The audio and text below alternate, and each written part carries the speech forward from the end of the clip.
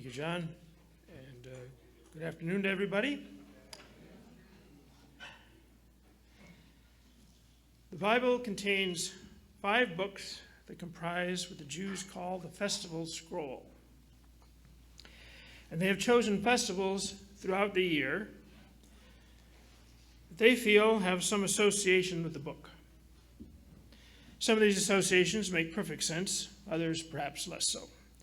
The book of Esther, they suggest that be read at the time of Purim, which makes sense since the book establishes Purim as a festival to commemorate the deliverance portrayed in the book of Esther. Ruth is suggested for Pentecost, a wheat harvest festival, and at least some of the book seems to have taken place at that time of the year. Ecclesiastes focuses on the temporariness of our lives, and while we tend to focus more on the millennium at the Feast of Tabernacles, the scriptures make it clear that the theme of Ecclesiastes should also be considered at this Feast of Temporary Dwellings. So we find Ecclesiastes an appropriate book to read at that time. The Song of Solomon gets assigned to the days of unleavened bread. This one is a bit less obvious. Springtime, love, the love of God for his bride. I guess it isn't totally random. But the final book is Lamentations. And it was apparently written by Jeremiah to mourn or lament the destruction of Jerusalem and the temple by the Babylonians. The Jews began memorializing as a fast day the 9th day of the 5th month, the month of Ab, considered to be the day the temple was destroyed. And that happened in both 586 BC and 70 AD. So it seemed appropriate to them to read Lamentations during their fast to help focus on the reasons for the day. While I don't disagree with that practice, I also observe that we as a church do not tend to keep that fast day. That may be one of the reasons, along with the sobering message, that we don't read Lamentations very much.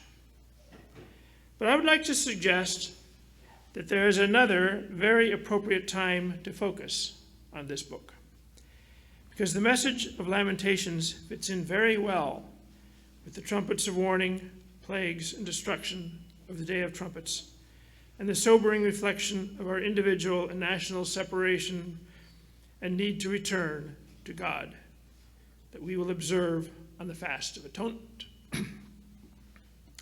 So although we do not have the time to read the entire book in this sermon, today I would like to look at the book of Lamentations and suggest, if you missed reading it on the 9th of Ab, that you consider doing so during this time of year, what the Jews call the days of awe, 10 days of repentance and renewal from trumpets to atonement. The book is divided into 5 chapters. Each chapter has 22 verses, except the 3rd, which has 3 times that, or 66 verses. You will often hear it said that the chapter and verse numbers are not inspired and were created by translators or other ancient copyists. This cannot be claimed for the book of Lamentations. These 5 chapters are 5 separate poems. Each poem is in a regular meter, lost in most of our translations. I will observe, however, that the New King James Version has an interesting use of capitalized words in the verses that undoubtedly reflects some of the rhythm of the Hebrew language. Also lost in translation is that each poem is an acrostic of the 22-letter Hebrew alphabet, meaning that the first letter of each verse starts with a different letter of the alphabet in order from first to last. So the numbering of chapters and verses is obvious and logical within the text itself. There are 3 anomalies to this pattern, however. First, the 3rd poem, consisting of 66 verses, has 3 consecutive verses for each of the Hebrew letters instead of 1, hence 66 instead of 22. Second, while the fifth poem does have 22 verses, each containing two short related phrases, the poem is not an acrostic. Only the first 4 chapters are acrostics. And third, and most mysterious, the second, third, and fourth poems swap the 16th and 17th letters. Now, in researching why, I have discovered that there is growing evidence from archaeology involving ancient writings that the Hebrew alphabet prior to the captivity always had these 2 letters swapped. And that perhaps it is not these 3 chapters that are out of order, but rather the first chapter, which may have been corrected by some well-meaning scribe. Evidence for this can even be found in some of the other acrostic passages of Scripture, which I won't go into at this point. Scholars who subscribe to this belief look at this as strong evidence that Lamentations was written just when it seems to have been soon after the destruction of the city around 586 BC and before they adopted the Aramaic order of letters. Now, to lament is to deeply grieve. It is grief almost beyond words. But Jeremiah, inspired by God, gives us some very intense words to describe his grief. While he gave many prophecies in the book that we call Jeremiah, chastising Judah for their sins, such as idolatry and Sabbath breaking, these are absent from Lamentations. The condemnation is gone. While reference is made generally to transgressions and sins, none are enumerated. Instead, Jeremiah assumes the role of one who lived through and suffered the corrective punishment God brought on the city, confesses disobedience, and cries out to God for mercy and help. He expresses extreme compassion and concern for those affected. It's an attitude that many of God's prophets have expressed. Moses literally argued with God to save the lives of the Israelites, even though they deserved to be wiped out. In Ezekiel 9, God sends one clothed in linen to put a mark on those who sigh and cry over the abominations done in Jerusalem. And in verse 8 of that chapter, while this is being done, Ezekiel cries out to God, "O Lord God, will you destroy all the remnant of Israel in pouring out your fury on Jerusalem?" And sprinkled throughout his prophecies, Jeremiah expresses these same thoughts. He doesn't want to see everything destroyed and the people killed or taken away. And it's an attitude that we should have as Christians. Pronouncing warning and doom on the nation may be necessary, but we should grieve over that necessity. It's too easy, especially if it doesn't affect us directly, to take the approach, it serves them right. That's what they get for not keeping God's law. Whether it be food laws that they don't keep, perhaps some of the sexual relationship laws that sometimes bring about diseases, or even Sabbath laws that are being broken. The command to cry aloud, spare not, lift up your voice as a trumpet needs to be carried out with compassion, not vengeance.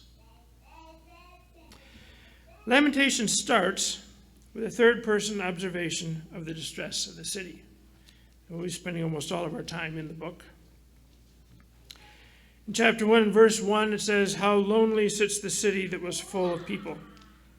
How like a widow is she who was great among the nations. The princess among the provinces has become a slave."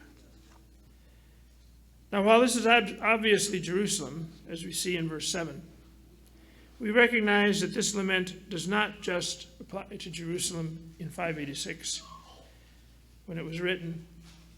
It happened again in 70 AD with the destruction of the city and temple by the Romans, and it will happen again in our day, as pictured in many of the prophecies we find ourselves contemplating with the various symbols of the trumpet plagues associated with this time of year.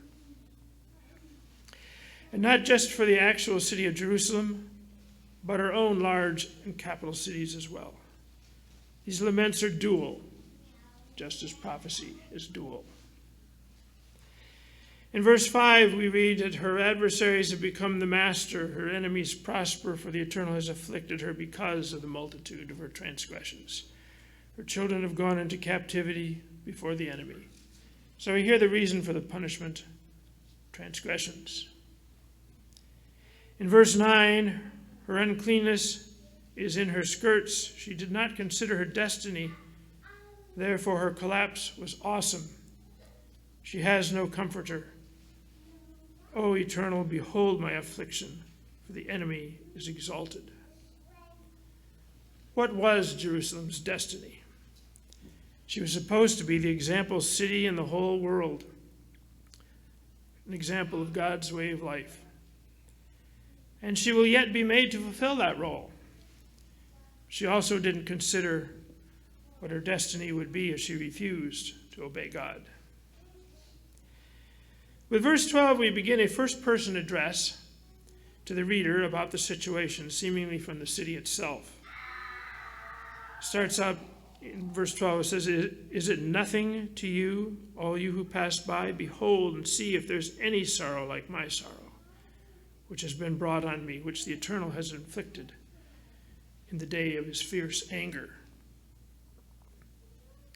In verse 18, "The Eternal is righteous, for I rebelled against his commandment. Hear now, all peoples, and behold my sorrow. My virgins and my young men have gone into captivity." So Jerusalem here is admitting their guilt. Verse 19, "I called for my lovers, but they deceived me. My priests and my elders breathed their last in the city, while they sought food to restore their life." And now the city addresses God directly in verse 20 and says, "See, O Eternal, that I am in distress. My soul is troubled. My heart is overturned within me, for I have been very rebellious. Outside the sword bereaves, at home it is like death." Verse 21, "They have heard that I sigh, but no one comforts me. All my enemies have heard of my trouble. They are glad that you have done it.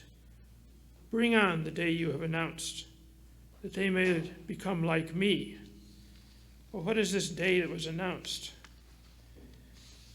Assuming Jeremiah was the author, he made it pretty clear in his book.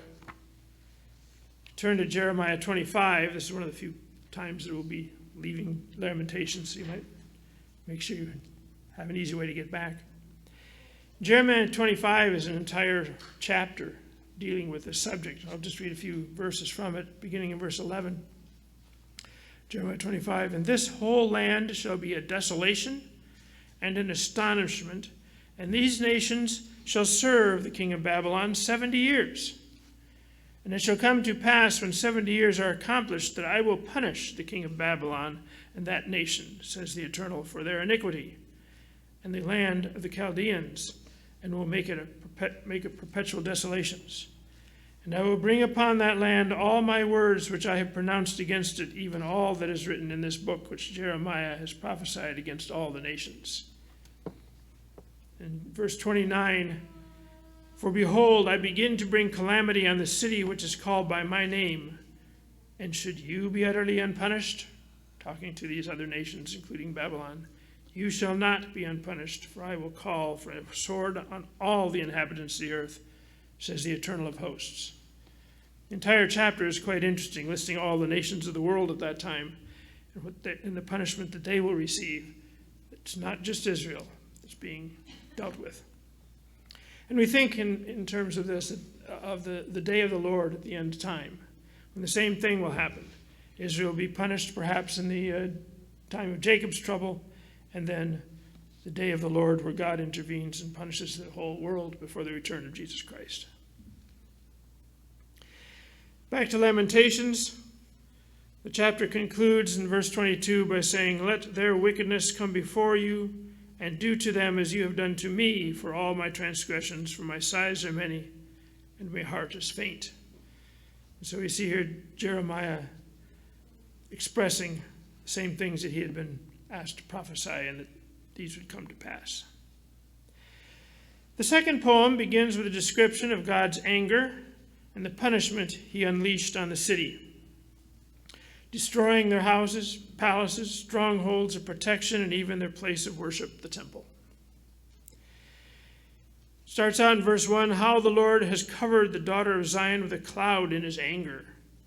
He cast down from heaven to the earth the beauty of Israel and did not remember his footstool in the day of his anger. Footstool would have been the ark and the temple. He destroyed that as well.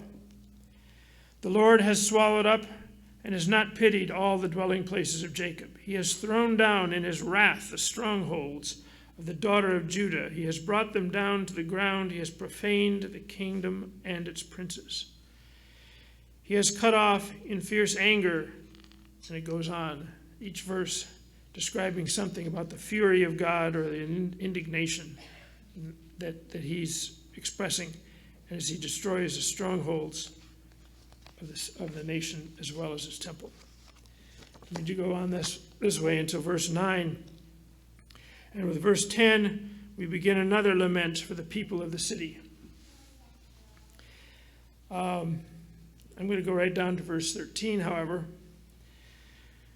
Because in verse 13, we see a compassionate desire to comfort the people. And I think as much as any place, this is where we should note that Jeremiah is not the real author of Lamentations.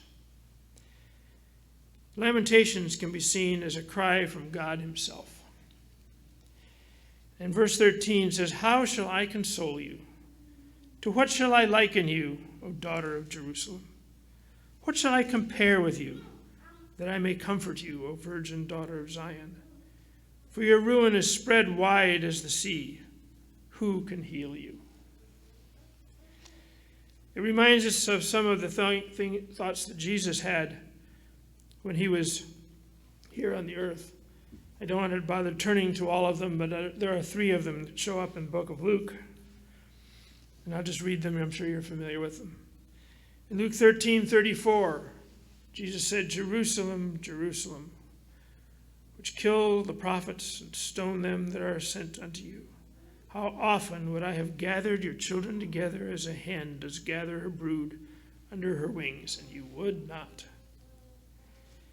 In 1941 of the book of Luke, now as he drew near, this is drawing near to the city of Jerusalem during the triumphal entry, he saw the city and he wept over it, saying, if you had known, even you, especially in this your day, the things that make for your peace, but now they are hidden from your eyes. And even when he was walking to Golgotha, having been beaten, and the women see what's happened to him and they're weeping, Jesus says in chapter 23, verse 28, he turns to them and says, daughters of Jerusalem, weep not for me, but weep for yourselves and for your children, because he knew how bad things were going to get for all of them. Let's move now to the 3rd poem. It is the center of the book. It's in a different format, as I mentioned. And it has quite a different sentiment. It is a poem filled with hope and a different focus. First, we read of the personal suffering of the author, probably Jeremiah. He starts out by saying, I am the man who has been seen affliction by the rod of his wrath. He has led me and made me walk in darkness and not in light. Surely he has turned his hand against me, time and time again throughout the day. And we'll note that he says God has turned his hand against him. And I think as we see throughout the scriptures, and even in the Lamentations, God has not turned his heart against the people. In verse 14, I have become the ridicule of all my people, their taunting song all the day. Jeremiah was personally ridiculed and taunted, and we may find at times that we are as well. Verse 17, you have moved my soul far from peace. I have forgotten prosperity. And I said, my strength and my hope have perished from the eternal. But as we read verse 19, we can see the beginnings of a change in thinking. Instead of complaining, he asks God to remember. He says, remember my affliction. and roaming, the wormwood and the gall. He continues in verse 20 about what he remembers. My soul still remembers and sinks within me, he says. And finally in verse 21, this I recall to my mind. Therefore, I have hope. And what follows seems to be a list of what he has finally remembered about God. Things we should remember too, not just the punishment, but the mercy. Verse 22, though the Lord's mercies are not consumed, because through the Eternal's mercies we are not consumed, because his compassions fail not. In verse 22, they are new every morning. Great is your faithfulness. Of course, we just sang that song, which is taken from, in part, from the book of Lamentations. It also has a line, as it says in verse 24, the Eternal is my portion, says my soul.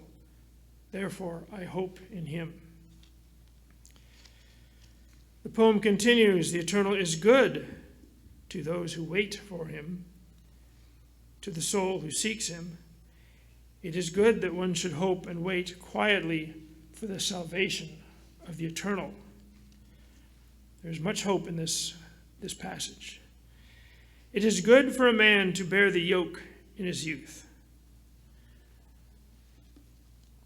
We might ask, what is this yoke? Possibly what is referred to are the next 3 verses. Let him sit alone and keep silent, because God has laid it on him. Let him put his mouth in the dust. There may yet be hope. Let him give his cheek to the one who strikes him, and be full of reproach. In other words, there may be times when God has brought on a trial, or we have to turn the other cheek, as Christ said, or we may find ourselves with our mouth in the dust. But God will rescue us. And it says in verse 31, the Lord will not cast off forever. Verse 32, though he causes grief, yet he will show compassion according to the multitude of his mercies. For he does not afflict willingly, nor grieve the children of men.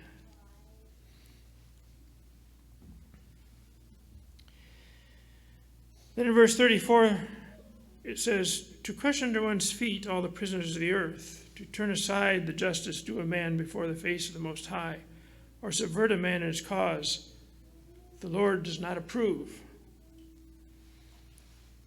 So these are things that God does not approve of, and he will rescue us from them as a result of that. And so, since God is this way, what should we do about all this?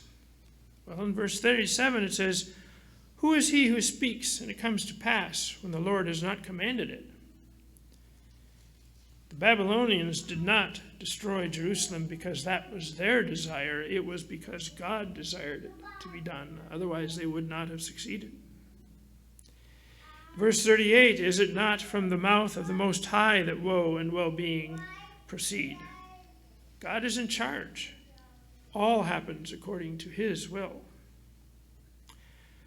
Why should a living man complain? A man for the punishment of his sins. We need to remember that we are men. We're not angels. And we're subject to what men suffer. We also need to remember that we are still alive. We are living men.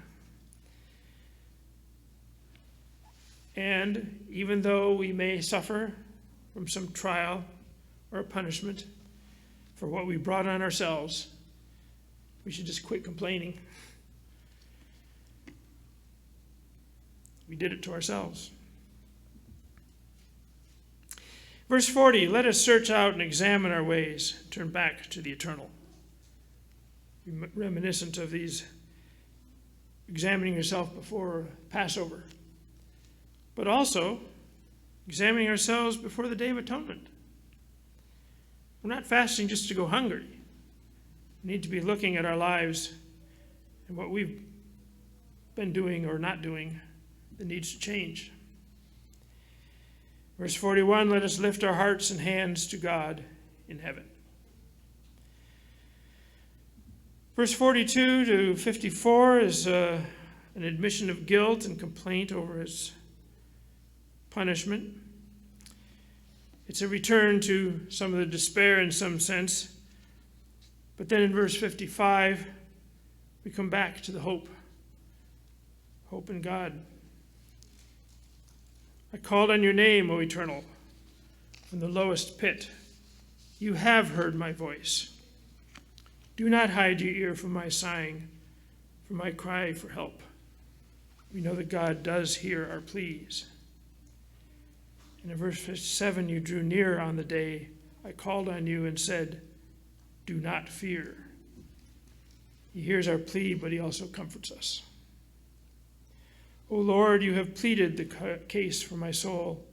You have redeemed my life. What follows is a powerful, imprecatory prayer for the persecutors. Remember a few weeks ago hearing that sermon about imprecatory prayer, that which occasionally shows up in the scriptures where a prayer is given to bring on the day you've announced, as it says in chapter 121 that we looked at earlier, that God would go ahead and punish those people that have been wronging his people and doing things that are not in God's desire. So in verse 59 it says, O Eternal, you have seen how I am wronged. Judge my case. You have seen all their vengeance, all their schemes against me. And it goes on describing this desire for God to intervene. In verse 66 it says, in your anger, pursue and destroy them from under the heavens of the eternal. We move on to the fourth poem. It starts as another reflection on their miseries. And it pretty much goes on that way for the first 20 verses, I would say. Till you get to verse 21, and we get another sort of imprecatory prayer, you might say. He says, rejoice and be glad, O daughter of Edom, you who dwell in the land of Uz. Edom was very glad that Israel had been destroyed. He says, rejoice and be glad. It says, but then it says, this cup shall also pass over you, and you shall become drunk and make yourself naked. In other words, sure, rejoice now, but you're next.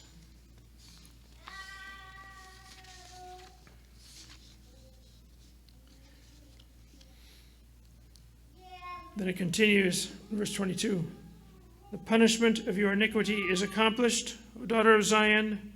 He will no longer send you into captivity. He will punish your iniquity, and he will punish your iniquity, O daughter of Edom. He will uncover your sins. There are many other passages that describe specifically Edom being destroyed. In the book of Jeremiah, chapter 49, for example, the entire book of Obadiah deals with the subject of Edom being destroyed. And we find that also in the book of Psalms. God is not happy with how they've been acting and how they've been treating. And he doesn't, even though he uses some of these nations to punish Israel, he doesn't let them get away with it. The fifth poem, as I said, is not an acrostic. It is very poetic. Each verse consists of two short little subverses, ideas that are related and go together. But it starts out as a recapitulation of the sufferings. However, this recapitulation is being addressed to God. It's sometimes called the prayer of Jeremiah We have a prayer in the book of Daniel, for example, and many of these prophets prayed to God to express their desires and feelings. And it starts out, it says, "Remember, O Eternal, what has come upon us. Look and behold our reproach.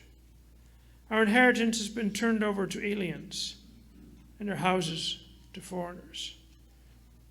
It's kind of a horrifying thought to contemplate that something like that could happen, that somebody could come in and our houses could be turned over to foreigners. People in the Ukraine are probably experiencing that now. Hopefully we won't have to do that anytime soon, but that's not what the prophecies seem to indicate. In verse 19, we get a final earnest prayer from Jeremiah. "You, O Eternal, remain forever, your throne from generation to generation. Why do you forget us forever and forsake us for so long a time? Turn us back to you, O Eternal, and we will be restored. Renew our days as of old, unless you have utterly rejected us and are very angry with us." That last verse almost seems like an odd way to end the book. It seems like a very negative way, doesn't it? And yet, what have we read prior to this? We've read about God's promises. We've read that he has not forsaken his people, and he will bring them back. It might be better to look at this, I realize it's adding some words to it, but it's more like it says, unless, contrary to what you have promised, you really have utterly rejected us.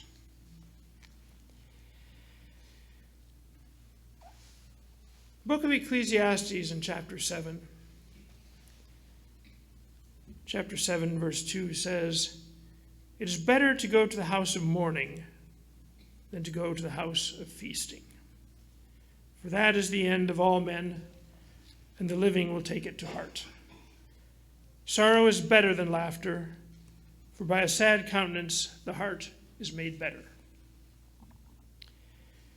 This time of year, prior to the joyous celebration of the Feast of Tabernacles, we are reminded also of the joyous times ahead when Christ returns and we are resurrected at the last trump and the Satan is put away,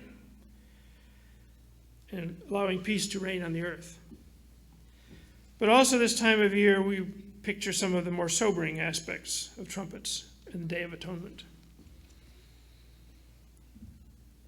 And so maybe instead of just focusing on the Feast of Rejoicing, we should also think about the house of mourning. Lamentations is a book that can help us focus on our need to sigh and cry over what is happening to this world and cry out to God for his loving mercy and compassion. Turn us back to you, O Lord, and we will be restored, unless, contrary to what you've promised, you really have utterly rejected us.